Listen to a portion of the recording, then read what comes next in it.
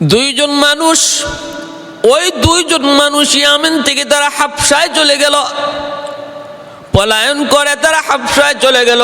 হাবশার বাদশা তখন ছিল খ্রিস্টান আহলে কিতাবের অনুসারী, সে মুশরিক ছিল না। ইয়ামেনের বাদশা ছিল মুশরিক মূর্তি পূজারী, হাবশার বাদশা ছিল এক আল্লাহতে বিশ্বাসী। এর জন্য ওই দুইজন মানুষ যে বাদশার কাছে নালিশ দিল, বাদশা জাহাপনা, ইয়ামেনের জালেম বাদশা ইউসুফ নওয়াজ আমাদেরকে বাধ্য করতেছে তার কদমে সেজদা দেওয়ার জন্য, মূর্তি পূজা করার জন্য, তারে খোদা বলার জন্য। যেই মানুষটা মানবে না তারই আগুনে ফেলে দিচ্ছে, একটা ব্যবস্থা করুন। বাদশা হাবশার বাদশা নাজ্জাশী তখন দুইজন সেনা কমান্ডার পাঠিয়ে দিল বিশাল বাহিনী সহ। এ ভাইয়েরা বন্ধুরা, ওই দুইজন সেনা কমান্ডারের একজনের নাম হলো আব্রাহা। ওই আব্রাহার সাথে আরেকজন আরবাত, এই দুইজন সেনা প্রধানকে সে পাঠিয়ে দিল বিশাল বাহিনী সহ ইউসুফ নওয়াজের বিরুদ্ধে। হাবশার বাদশা এই দুইজনকে পাঠিয়ে দিল, তারা বাহিনী নিয়ে তারা ইয়ামেন আক্রমণ করলো। ইউসুফ নওয়াজের বাহিনী সে তাদের কাছে পরাজিত হলো। এরপরে ইয়ামেনের ক্ষমতা দখল করে নিলেন সেই দুইজন সেনা কমান্ডার। ভাইরা বন্ধুরা, এবার দুইজনের মধ্যে কে হবে ইয়ামেনের বাদশাহ? হাবশার বাদশাহ ঘোষণা দিল, তোমরা দুইজনের কোনো একজন বাদশাহ হও, আর একজন সেনা কমান্ডার সেনা প্রধান হয়ে যাও। কিন্তু বাদশাহ কে হবে এই নিয়ে আবার এরা দুইজনের মধ্যে ঝগড়া হয়ে গেল। এই ঝগড়াতে আব্রাহা জয়ী হয়ে গেল, আর আরবাদকে আব্রাহা সে হত্যা করে ফেলল। এরপরে আব্রাহা হয়ে গেল ইয়ামেনের বাদশাহ। ক্ষমতা অনেক বেশি, দুর্দান্ত, অনেক সাহসী আব্রাহা। চলছে ইয়ামেনের শাসন ক্ষমতা চালাইতেছে। এর ভিতরে একদিন তার মনের ভিতরে এক স্বপ্ন জাগলো, চিন্তা জাগলো, তার মনের ভিতরে দুশ্চিন্তা আসলো। এটাকে খারাপ ভালো চিন্তা কখনো বলা যায় না। সে মনে মনে ভাবতেছে, তামাম দুনিয়ার সমস্ত মানুষ বাইতুল্লাহ খানায় কাবা তওয়াফ করতে যায়। বাইতুল্লাহর সুনাম সুখ্যাতি তামাম দুনিয়া জুড়ে। বাইতুল্লাহর কারণে মানুষ মক্কায় ভিড় জমায়। সে মনে মনে ভাবলো, না, আমিও বাইতুল্লাহর মতো খানায় কাবার মতো একটা ঘর ইয়ামেনে বানাবো, যেন মানুষ বাইতুল্লাহ খানায় কাবার দিকে না যায় আসার, তারা যেন আমার বানানো কাবার দিকে, আমার বানানো গির্জার দিকে চলে আসে। এমন একটা গির্জা বানাবো, আর বানায় মানুষকে ডাকবো, মানুষ যেন কাবার দিকে না গিয়ে আমার গির্জা দেখতে ইয়ামেন আসে। বানাইলো মনের মাধুরী দিয়া, সব ঠিক আছে, মনের মাধুরী দিয়া বানাইছে। বানানোর পর দেখা গেল কিছুদিন মানুষ আসছে, নতুন জিনিস, নতুন কিছু পাইলে পরে মানুষ স্বাভাবিকভাবেই ওর দিকে আকৃষ্ট হয়, কিন্তু বেশি দিন সেটা টিকে না যদি এর ভিতরে আলাদা কিছু গুণাবলী না থাকে। কিছুদিন পরেই দেখলো আব্রাহা তার বানানো গির্জার প্রতি মানুষের আকর্ষণ কমে গেছে। এটাই তো স্বাভাবিক, কারণ এটা হলো আব্রাহার হাতে বানানো ঘর, আর খানায় কাবা হলো আমার আল্লাহর বানানো ঘর। যেই ঘরের কন্ট্রাক্টর, যেই ঘরের ইঞ্জিনিয়ার আল্লাহ নিজে, ওই ঘর আর যেই ঘর বানাইছে আব্রাহা, দুই ঘর কোনোদিন এক হতে পারে না। 19-20 শুধু নয়, আকাশ পাতাল তফাৎ। অল্প দিনের ভিতরে তার গির্জা মাইর খাইল। এবার তার জিদ বেড়ে গেল, আব্রাহার জিদ আরো বেড়ে গেল।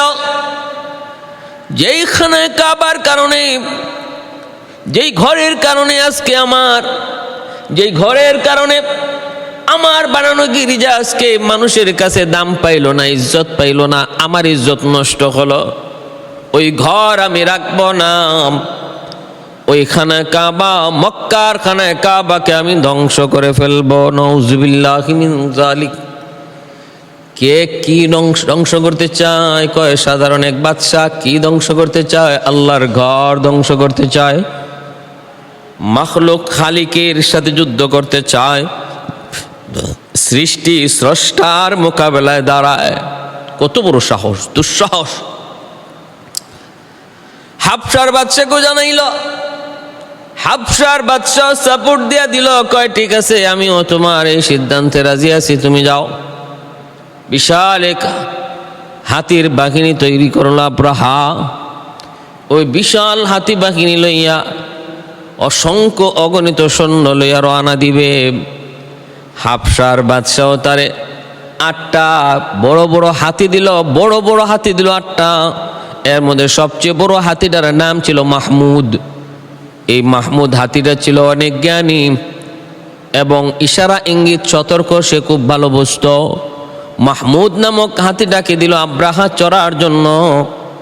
ওই হাবশার বাদশা নাজ্জাশী আল্লাহর ঘরখানায় কাবার 8টা পিলার, ওই 8টা পিলারের মধ্যে 8টা রশি বাইদা 8টা ওই বড় বড় হাতির শরীরে বেঁধে দিবে, আর তারা টান দিয়ে আল্লাহর ঘরখানায় কাবার 8টা সেই খুঁটি খুলে ফেলবে, তুলে ফেলবে। এই চিন্তায় 8টা বড় বড় হাতি দিয়ে তারে সাহায্য করলো আব্রাহাকে সাহায্য করলো হাবশার বাদশাহ। ভাইরা বন্ধুরা, এভাবে চলছে। আব্রাহা রওনা দিয়ে দিবে, কিন্তু ইয়ামিনের মানুষ এবং হাবশার মানুষ, তারাও অনেক যারা মুসলমান, এমনকি যারা খ্রিস্টান, তারাও নিষেধ করতেছে, না বাদশাহ আপনি এমনটা কইরেন না, কারণ এটা আল্লাহর ঘর, সব নিয়ে খেলা করা যায়, আল্লাহর ঘর নিয়ে খেলা করা যায় না। সব কিছু নিয়ে তামসা করা যায়, কিন্তু আল্লাহর ঘর নিয়ে তামসা করা যায় না। এমন কাজ আপনি করবেন না। মানুষের বিবেক বুদ্ধি যখন লোপ পায়, তখন সে কি করবে সেটাও সে ভুলে যায়। কোনো জিনিসের প্রতি মানুষের ক্রোধ যখন বেড়ে যায়,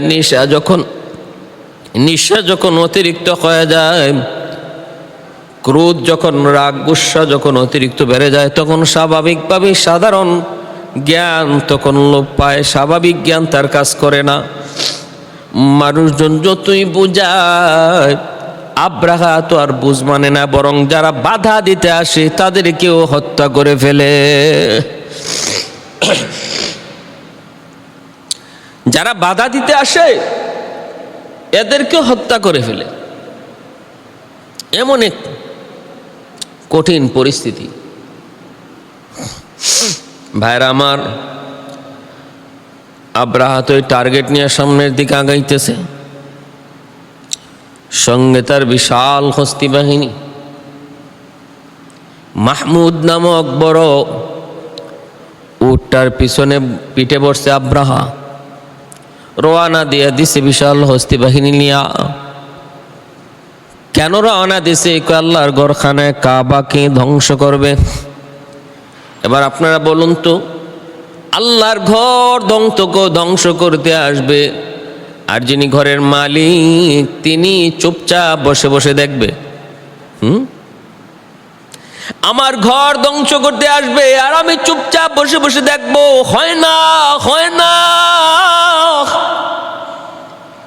আল্লাহ পাক রব্বুল আলামিন তিনিও যে চুপচাপ বসে থাকছেন, বিষয়টা এমন নয়। রব্বুল আলামিন তিনিও প্রস্তুত, আব্রাহাও প্রস্তুত। মোকাবেলা চলছে খালিক আর মখলুকের সাথে, মোকাবেলা চলছে এরকমভাবে সৃষ্টি আর স্রষ্টার সাথে।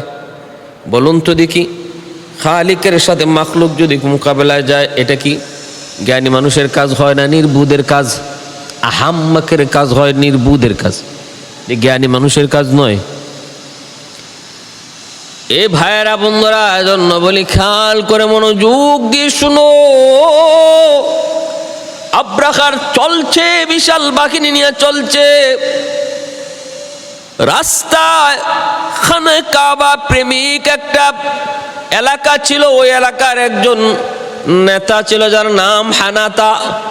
হানাতা খবর পেয়ে গেল আব্রাহা জালেম আল্লাহর ঘরখানা কাবা ধ্বংস করার জন্য সে বিশাল হস্তি বাহিনী নিয়ে রওনা দিয়েছে। হানাতা আল্লাহ প্রেমিক, আল্লাহর ঘরের প্রেমিক, যা কিছু ছিল যারাই ছিল তাদেরকে নিয়েই সে হানাতা আব্রাহাকে বাধা দিল। যুদ্ধ হয়ে গেল, হানাতার বাহিনীতে যারা ছিল সব শহীদ হয়ে গেল। আর আব্রাহা বলল, হানাতারে কেউ হত্যা করবা না, কারণ মক্কার রাস্তাঘাট আমি চিনি না, হানাতা প্রতি বৎসর যায়, অতএব হানাতাকে রাস্তা দেখানোর জন্য আমাদের নিতে হবে, ওরে কেউ হত্যা করবা না। হানাতাকে বন্দি করা হলো, বন্দি করে আব্রাহার সামনে হাজির করা হয়। আব্রাহা বলতেছে, হানাতা তোমাকে মারবো না, হত্যা করব না, তুমি আমাদেরকে কাবা যাওয়ার রাস্তা দেখায় নিবা। রাজিও যদি হতে না চাও তাহলে হত্যা করে ফেলবো, যদি রাজি না হও তাহলে কতল করে ফেলবো। হানাতাকে রাহবার বানাইয়া, পথ প্রদর্শক বানাইয়া আব্রাহা জোরপূর্বক ওই নবী প্রেমিক, কোরআন প্রেমিক, আল্লাহ প্রেমিক, খানায় কাবার প্রেমিক হানাতাকে সে জোর করে নিয়ে চলল। হানাতার মন বড় ভালো, হানাতা একজন সত্যিকারের বাইতুল্লাহর আশিক। আজকে জোর করে তারে নিয়ে যাওয়া হচ্ছে বাইতুল্লাহ ধ্বংস করার জন্য, সে পথ দেখায় নিবে। হানাতার চোখ দিয়ে দর দর করে পানি পড়ে আর কান্দে, কই মালিক, জীবনে কতবার তোমার ঘরে গেলাম, এরে খানা কাবা তোমার কাছে জীবনে কতবার আসলাম চুমু দেওয়ার জন্য, আর আজ আব্রাহা আমাকে নিয়ে যাচ্ছে তোমাকে ধ্বংস করার জন্য।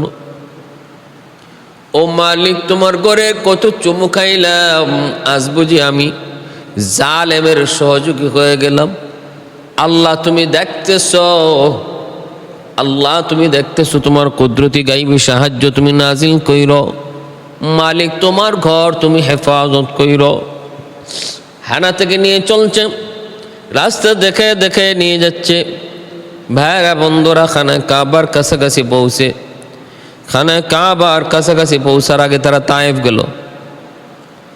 তায়েফ, এই তায়েফ এলাকায় যাওয়া মাত্রই আবু রিকাল নামে এক ব্যক্তি, ওই তায়েফের লিডার, একজন লিডার আবু রিকাল, ওই হারামিও তখন আব্রাহার সাথে যোগ দিয়ে দিল। আবু রিকাল সেও তার এক বাহিনী নিয়ে আব্রাহার সাথে যোগ দিল খানায় কাবা বাইতুল্লাহ ধ্বংস করার জন্য। আমার ভাইরা বন্ধুরা, কাছাকাছি পৌঁছে গেল, কাছাকাছি পৌঁছে গেল। মাখমাস নামক একটা জায়গা আছে, ওই জায়গার কাছে যেয়ে তারা তাবু গাড়ল।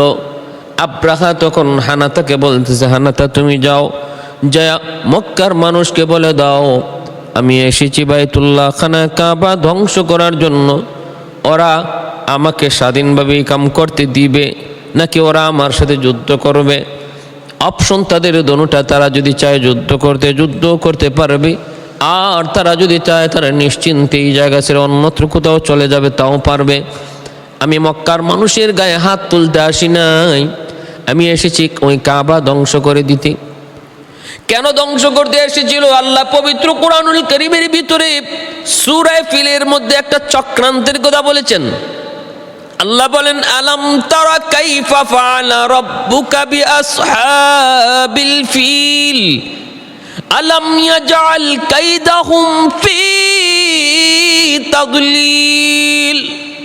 ওগো নবী, আপনি কি দেখেন নাই আমি ওই হস্তি বাহিনীর সাথে কেমন আচরণটা করেছিলাম?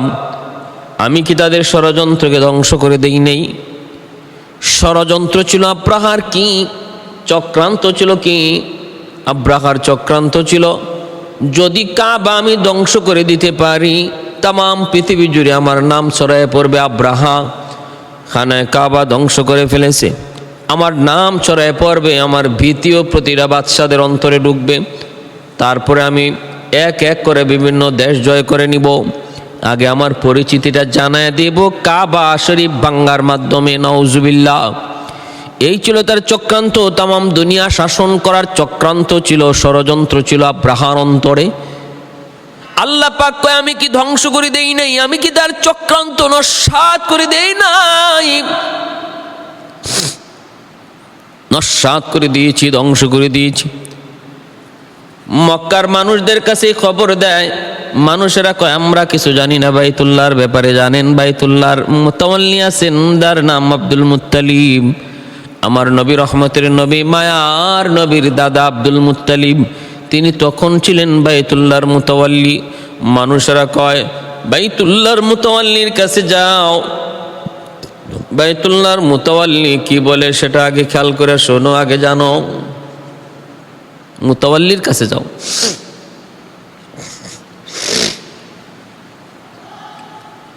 নবীর দাদা আব্দুল মুত্তালিবের কাছে গেল। যায় সে শুনাইতেছে আব্রাহা এসেছে বিশাল বাহিনী লইয়া। আব্দুল মুত্তালিব বলতেছে হানাতা, অসময়ে কেন? তুমি তো সময় মতে আসো, অসময়ে কেন? চোখে পানি কেন?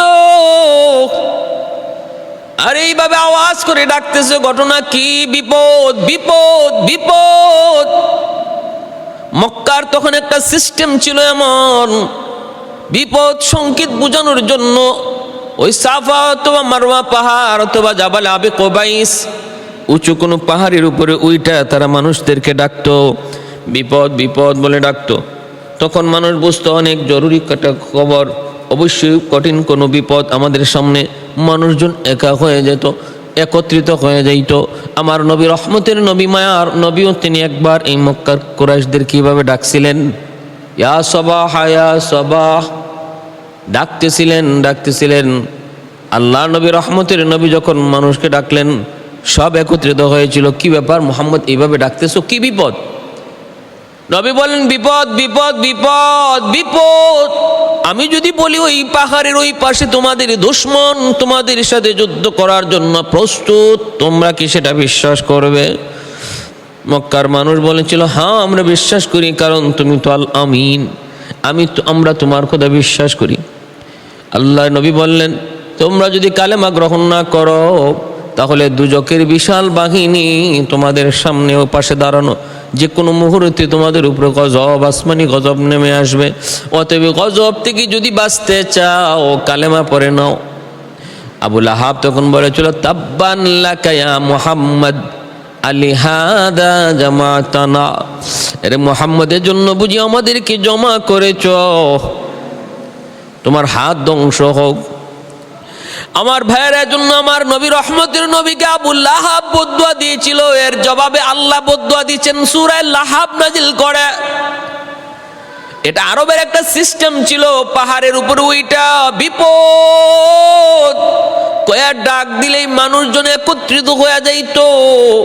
হানাতা যখন বিপদ বিপদ কয়া ডাকতেছে, মক্কার মানুষজন একত্রিত হয়ে গেছে। আর হানাতাকে মানুষজন চিনত। প্রতি বছর যেই মানুষটা বাইতুল্লাহর আশিক হইয়া দলে বলে বাইতুল্লাহ আসতো, আজ অসময়ে আনটাইমে এসে এইভাবে আইসা কেন ডাকতেছে? মানুষজন জমা হয়ে গেছে। তারপরে বলতেছে কি ব্যাপার? আব্দুল মুত্তালিব আনাতা কও কি? বলে হা আব্রাহা বিশাল দলবল নিয়ে এসেছি, হস্তি বাহিনী নিয়ে এসেছি আপনাদেরকে আপনাদের খানা কাবা বাইতুল্লাহ ধ্বংস করে দেওয়ার জন্য। আমার এই রাস্তা থেকে জোর করে এনেছি।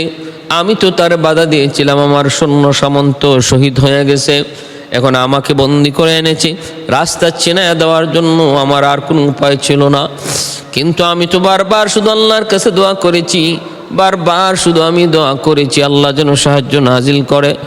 আব্দুল মুত্তালিব তারে বোঝানোর চেষ্টা করলেন, যাও তারে এইভাবে বুঝাও।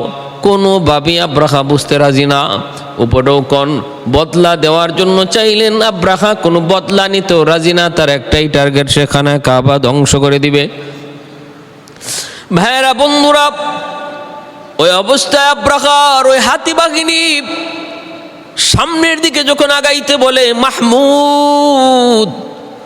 মাহমুদ নামক ওই হাতিটা সে তো সামনের দিকে পা বাড়ায় না। এমন ভাবে জমিনে বসে আছে, সামনের দিকে নড়ে না, চড়ে না। ডাইনে ভাবে যদি যাইতে কয় তাহলে সহজে যায়, কিন্তু সামনের দিকে যাইতে বললে হাতি নড়ে না, সামনের দিকে যায় না, লোহা দিয়ে আঘাত করে, গরম লোহা শরীরে লাগায়, আর পুরো হাতি সামনের দিকে যায় না। হাতি সহ মাহমুদ হাতি সহ তার সঙ্গী সাথীরা কোনো হাতি সামনের দিকে পা বাড়ায় না। তারা বুঝে গেছে, টের পেয়ে গেছে। ভাইরা বন্ধুরা, টের পেয়ে গেছে আব্রাহা নাসুর বান্দা। আশপাশে তখন অনেকগুলা উট ছিল, উটগুলাকে ধইরা যারা নিয়ে আসলো, উটের পিঠে ওইটা তারা ভিতরে ঢুকবে। আশপাশে মক্কার মানুষের যতগুলা উট চরণ ভূমিতে বিচরণ করতেছিল, ওই উটগুলাকে আব্রাহার সৈন্যরা সে ওই উটগুলা ছিনতাই করে, ডাকাতি করে নিয়ে আসলো, নিজেদের কাছে বন্দি করে।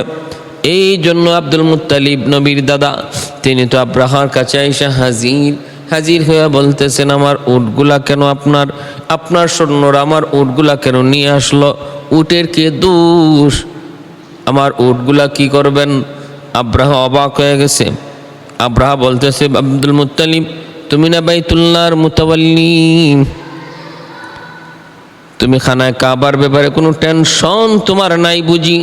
বাইতুল্লাহর ব্যাপারে তোমার টেনশন নাই, তুমি আসছো তোমার উটের টেনশন লইয়া। তুমি তোমার উটের টেনশন লইয়া আসছো, কিন্তু বাইতুল্লাহর টেনশন, খানায় কাবার কোনো টেনশন বুঝি তোমার নাই? আব্দুল মুত্তালিব বলতেছে, আব্রাহা শোনো, অনেকগুলো অফার দিয়েছি, তুমি মানো না, এরপর আমাদের আর কিছু করার নাই। উটের মালিক হলাম আমরা, উট হলো আমাদের জিনিস, আমরা আমাদের জিনিসের হেফাজত করার জন্য এসেছি, কিন্তু বাইতুল্লাহ আমাদের জিনিস নয়, বাইতুল্লাহর মালিক আমরা না, বাইতুল্লাহর মালিক একজন আছেন, আমরা আমাদের জিনিস হেফাজত করতে এসেছি। বাইতুল্লাহ যার জিনিস, তিনি তার জিনিস হেফাজত করার জন্য তিনিও প্রস্তুত। বাইতুল্লাহ যার ঘর, তিনিও তার ঘর হেফাজত করার জন্য তিনিও প্রস্তুত। তিনি তার ঘরের হেফাজত কেমনে করবে তিনি জানে, আমরা জানি না। আমরা আমাদের মাল হেফাজত করতে এসেছি। আব্রাহা কয়, আচ্ছা ঠিক আছে, তাহলে বিষয় যদি এমনই হয়, নাও তোমার উট লইয়া যাও সামনের দিকে। আব্রাহা আগায়, আর আব্দুল মুত্তালিব যায় আল্লাহর ঘর বাইতুল্লাহ, খানা কাবা আর মুলতাজিমে দইরা তিনি দোয়া করে। মুলতাজিম আল্লাহর ঘর, খানা কাবার ওই দরওয়াজা, হজরে আসওয়াদ আর আল্লাহর ঘর খানা কাবার দরজার মাঝখানে যে জায়গাটা, ওই জায়গাটা 2 থেকে 2.5 হাত জায়গার নাম হলো মুলতাজিম। এই মুলতাজিম দোয়া কবুলের জায়গা। আল্লাহর নবী বলেন, মুলতাজিমের মধ্যে যায় যদি কেউ নিজের মুখ লাগায় আর ওই অবস্থায় সে আল্লাহর কাছে কিছু চায়, সেই চাওয়াটা যদি দুনিয়াবি চাওয়া হয়, মুলতাজিমে চাওয়ার বরকতে আল্লাহ তার দুনিয়াবি দোয়াও আল্লাহ কবুল করে নেন। আহাদুল লাইসা কামিসলি সামাদুল লাইসা কাফাদলি লিমানিল মুলকু তুগুই তুসাজাওয়ার খুদাই, তু খুদা বন্দে আমিনি তু খুদা বন্দে ইয়াসারি, তু খুদা বন্দে জমিনি তু খুদা বন্দে সমাই, তু রহিমি তু করিমি তু সমিঈ তু বসীরি, তু মুইজ্জি তু মুযিল্লি তু মালিকিল আরশি বজাই, বরি আজ খুরদন ও খুফতন, বরি আজ তুহমতি মরদন, বরি আজ বিম উমিদি, বরি আজ রঞ্জ বালাই, কাদিরে কুদরত দারি হরচে খাহি আকুনি, মুর্দারা যা হম তো বখশি জিন্দারা বেজা কুনি, কাদিরে কুদরত দারি বর কামাল, আন্তা রব্বি আন্তা হাসবি যুল জালাল। আব্দুল মুত্তালিব কয়, আব্রাহা খানা কাবা বাইতুল্লাহ লইয়া আমাদের কোনো টেনশন নাই। বাইতুল্লাহর মালিক একজন এখনো আছেন, তিনি তার ঘরের হেফাজত তিনি করবে, আমাদের টেনশন নাই। আব্রাহা সামনের দিকে আগাইবে, আর আব্দুল মুত্তালিব তিনি বাইতুল্লাহর কাছে যাইয়া মুলতাজিমে এলাকার মানুষজন লইয়া, বিশেষ করে আমার নবীর মা আমেনা, ওনাকে সঙ্গে লইয়া আব্দুল মুত্তালিব মুলতাজিমে আল্লাহর কাছে দোয়ায় বসে গেলেন।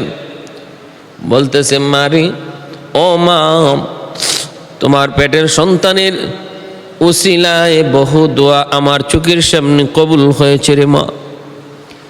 আজকে একটা কঠিন দোয়া আল্লাহর কাছে করতে হয়, যেই দোয়াটা কবুল হওয়া চাই।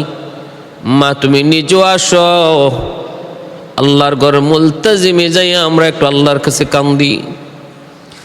আমার নবীর মা আমেনা সহ আব্দুল মুত্তালিব মুলতাজিমে দাঁড়ায় আল্লাহর কাছে কান্দে। আল্লাহর ঘর দইরা কো মালিক, আমরা বড় দুর্বল, আমরা বড় অসহায়, শক্তিশালী বাহিনী আব্রাহার দল, বিশাল হাতি বাহিনী লইয়া আসছে তোমার ঘর ধ্বংস করার জন্য। তুমি তো সব দেখতেছ, সব শুনতেছ।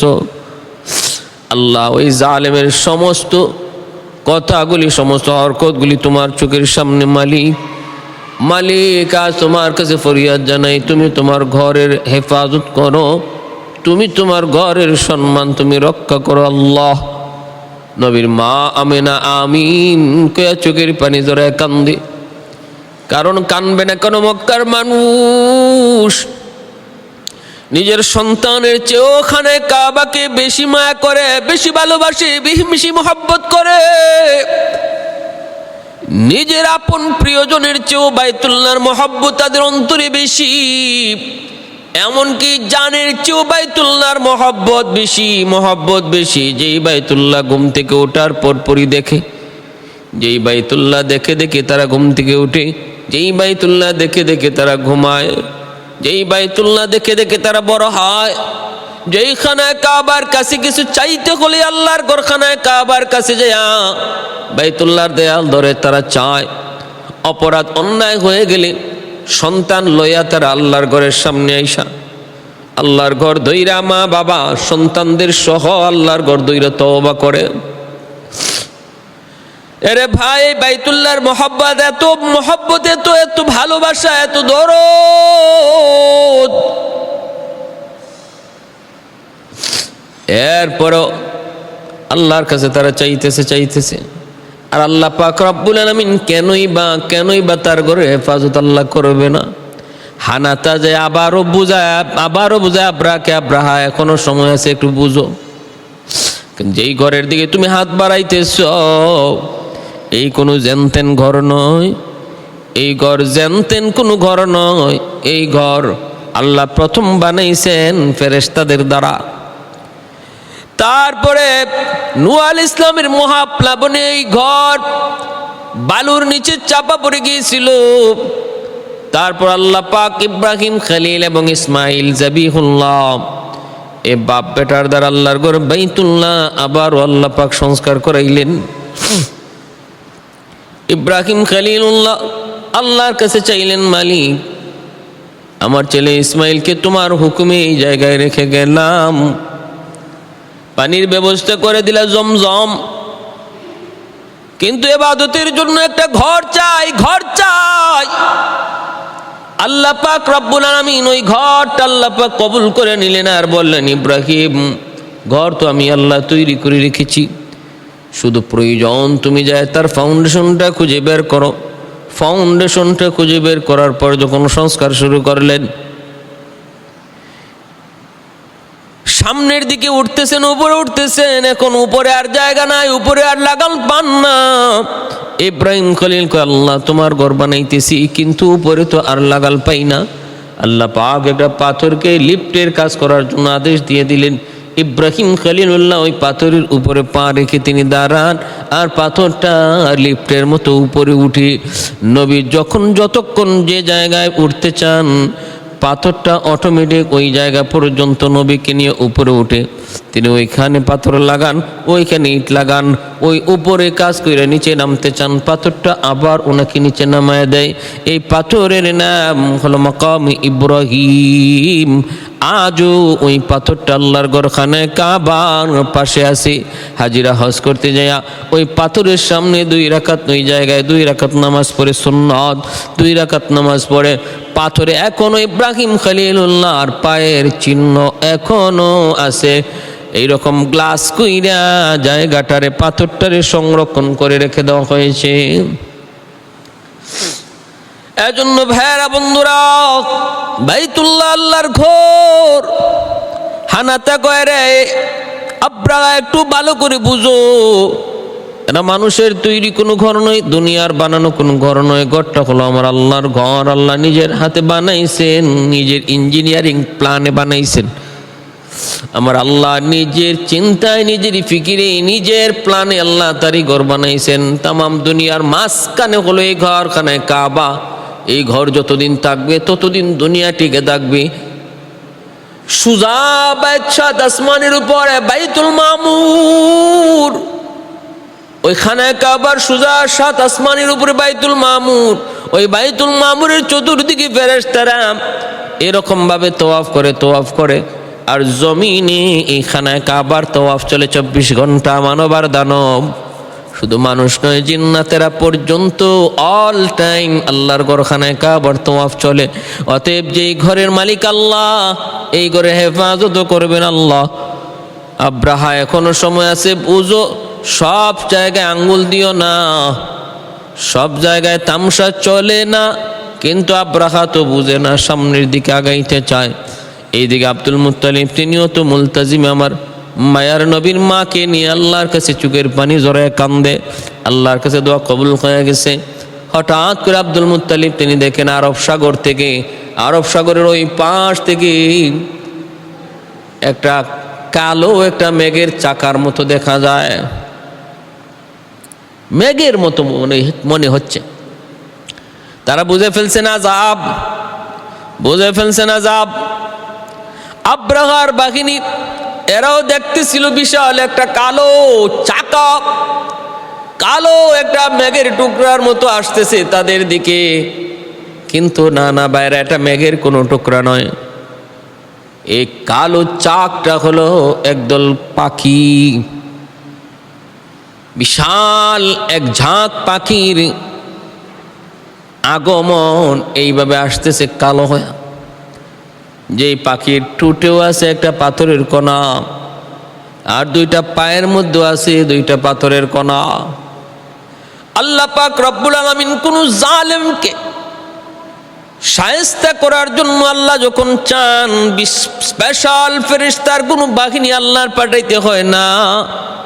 আল্লাহ চাইলে ক্ষুদ্র থেকে ক্ষুদ্র বাহিনী দ্বারা আল্লাহ পাক কখনো জালেমকে ধ্বংস করে দিতে পারেন। এই ক্ষমতা আল্লাহর আসেনি না নাই? নমরুদরে আল্লাহ মারছেন মশা দ্বারা, ফেরাউনে মারছেন আল্লাহ পানি দ্বারা, আর আব্রাহারে ধরছেন আল্লাহ পাক আবাবিল পাখি দ্বারা, ছোট্ট পাখি। ও ভাই, ঠোঁটের মধ্যে পাথরের কণা, আর 2 পায়ের মধ্যে 2টা পাথরের কণা। প্রত্যেকটা পাথরের কণার মধ্যে জালেমের একজন সৈন্যের নাম লেখা। আল্লাহ পাকের আদেশটা কেমন দেখেন, যে যার টুটে যেই পাথর, এই পাথরে যার নাম, তার গায়ে তুমি যে এই অ্যাটম বোমা নিক্ষেপ করবা। এই হলো আল্লাহ পাকের নির্দেশ। এই ছোট্ট ছোট্ট পাখির ঝাঁক হিসাব রাখার এই বাহিনীর উপরে যখন এইভাবে পাথরের কণাগুলি নিক্ষেপ করতে লাগলো, প্রত্যেকটা পাথরের কণা তাদের মাথার মগজ দিয়ে ঢুকে, আর মগজ দিয়ে ডুইকা পুরা বডিটা ছিদ্র করে পায়খানা রাস্তা দিয়ে বের হয়। এমনকি পেটে নারী বুড়ি যা ছিল সব সহ বের করে। এরপরে শেষ না, যেই হাতির উপরে বসা সেই হাতিটার বডিটাও ছিদ্র করে জমিনের নিচে যায়। আল্লাহু আকবার! কি পরিমাণ পাওয়ার, কি পরিমাণ শক্তি আল্লাহ পাক এই ছোট্ট পাথরের কণার মধ্যে আল্লাহ পাক দিয়েছেন কুদরতি শক্তি। এজন্য মনে রাখবা, দুর্বলকে কখনো দুর্বল মনে করো না। সর্বদা দুর্বলের সাথে হাত থাকে সবলের হাত, তিনি হলেন আহকামুল হাকিমিন আল্লাহ। দুর্বলকে দুর্বল মনে করে জুলুম করো না, কারণ দুর্বলের আহাজারি আল্লাহ সইতে পারে না। দাওয়াতুল মাজলুম, আল্লাহর নবী বলেন ইত্তাকি দাওয়াতুল মাজলুম, তোমরা মজলুমের আহাজারি থেকে নিজেরে বাঁচাও, কারণ মজলুমের আহাজারি আর আল্লাহ পাকের মাঝখানে কোনো পর্দা থাকে না। ভাইয়েরা বন্ধুরা, প্রতিটা পাথরের কোনা মাথা দিয়া ঢুকলো, পুরা বডিটা ছিদ্র করে, আবার এরকমভাবে ওই হাতির বডিটাও ছিদ্র করে মাটিতে যায় ঢুকলো। মুহূর্তের ভিতরে সবগুলি স্বর্ণ একদম ধ্বংস হয়ে গেল। আল্লাহ পাক রব্বুল আলামিন পবিত্র কোরআনের সূরা ফিলের মধ্যে আল্লাহ পাক নিজে বলতেছেন, আলাম ইয়াজআল কাইদাহুম ফি তাদলিল ওয়া আরসালা আলাইহিম তায়রান আবাবিল। আমি পাঠাইলাম তাদের উপরে এক ঝাঁক পাখি পাঠাইলাম। ওয়া আরসালা আলাইহিম তায়রান আবাবিল তারমিহিম বিহিজারাতিম মিন সিজিল। পাথরগুলা এমনভাবে তারা নিক্ষেপ করলো, ফাজআলাহুম কাসফিম মাকুল। গরু ঘাস খায়া ঘাস চিবান্না ঘাস ফালাইলে পরে যেমন দেখা যায়, ওই আব্রাহার বাহিনীটাকে এরকম ভাবে চিবানো ঘাসের মতো আল্লাহ বানায় দিয়েছেন, একদম সব শেষ খতম। কিন্তু আব্রাহাকে আল্লাহ পাক ওই জায়গার মধ্যে ধ্বংস করেন নাই। আব্রাহাকে আল্লাহ পাক রব্বুল আলামিন আল্লাহ পাক অপমানজনক আর কষ্টকর মৃত্যু দিয়ে আল্লাহ পাক তার শাস্তিটা দিছেন। পাথরের কণাগুলা তার বডিতে লাগছে, মুহূর্তের ভিতরে মরে নাই। যেখানে যেখানে পাথরের কণা লাগছে সেখানে ক্ষত হয়ে গেছে। আর ওই ক্ষত লইয়াই সে কোনো রকম যায় তার প্রাসাদে, কোনো রকম নিজের যান বাঁচাই এলাকায় গেছে। আরেকজন দৌড়ায়া হাবশার বাদশা নাজ্জাশীর কাছে খবর দেওয়ার জন্য দৌড়ায়া যাইতেছে। নাজ্জাশীর কাছে যে খবর দিছে, কয় বাদশা জাহাপনা, খবর বড় খারাপ, বড় জটিল। আল্লাহর ঘরখানা কাবা বাইতুল্লাহ ধ্বংস করতে পারি নাই, কিন্তু আমরা ধ্বংস হয়ে গেছি। সবগুলা স্বর্ণ চোখের সামনে কেমন করে ধ্বংস হলো আমি দেখলাম। ছোট ছোট পাখি তাদের মুখ থেকে পাথরের কণাগুলা নিক্ষেপে আমাদের প্রত্যেকটা স্বর্ণ ধ্বংস হয়ে যায়। মাথার তালু দিয়ে ঢুকে পায়খানার রাস্তা দিয়ে বের হয়, এতে করে বডির মাঝখানে যা আছে সব পায়খানার রাস্তা দিয়ে বের করে ফেলে। চোখের সামনে সব শেষ। হাবশার বাদশা কই কসকি কোন পাখি, কেমন পাখি, কোন ধরনের পাখি একটু বল না। হঠাৎ করেও তাকে উপরে তাকায় দেখে একটা বাবিল পাখি এখান পর্যন্ত তার পিছনে পিছনে আসছে। এটা আল্লাহ পাকের ইশারা। আল্লাহ স্বর্ণটাও এখানে মারতে পারতেন, কিন্তু একটা বাবিল পাখিকে আল্লাহ নির্দেশ দিয়েছেন, তুই ওরে এখানে মারবি না, ওরে যাওয়ার সুযোগ দে। এই জায়গার হালতটা সে হাবশার বাদশাকে জানাইতে হবে। সে যেন নিজে যায় চোখে থেকে বিবরণ দেয়, আর বিবরণ শেষ হওয়ার পর তুমি তোমার কাজ সমাধা করে ফেলবা। হাবশার বাদশা যখন কয় কেমন পাখি, কোন ধরনের পাখি, উপরে তাকায় দেখে ওই আবাবিল। সে মক্কা থেকে হাবশায় চলে এসেছে তার পিছনে পিছনে।